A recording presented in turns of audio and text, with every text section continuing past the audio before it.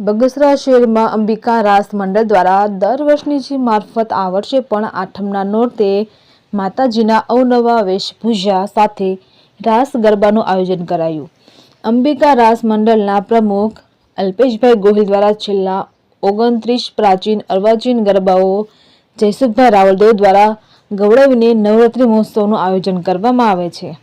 આજના હાઈટેક યુગમાં ડીજેના તાલે રાસ ગરબા લે છે, ત્યારે અહીંયા પ્રાચીન અર્વાચીન ગરબાઓ ગાઈને માં આદ્યશક્તિની પૂજા અર્ચના કરવામાં આવે છે, જેમાં આસપાસના લોકો બહોળી સંખ્યામાં અહીંયા ઉપસ્થિત રાસ ગરબા જોઈને પ્રભાવિત થાય છે।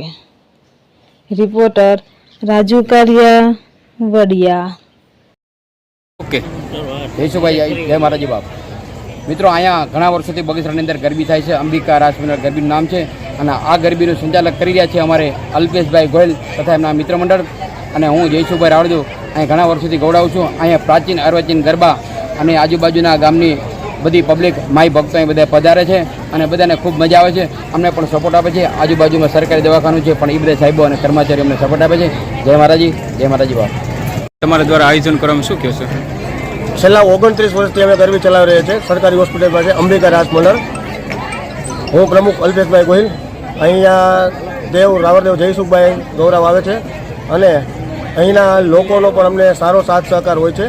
ત્યાર પછી નાના નાના ભૂલકાઓ પણ અહીંયા અમને મદદરૂપ કરે છે, જો કે સાફ સફાઈ એવું બધું કરાવવા લાગે છે અને આજુબાજુવાળાના પણ દીકરીઓને બહુ સારો સહકાર આપે છે અને વેશભૂષા સાથે આ પ્રાચીનને એવા ગરબા કરવામાં આવે છે છેલ્લા 29 વર્ષથી।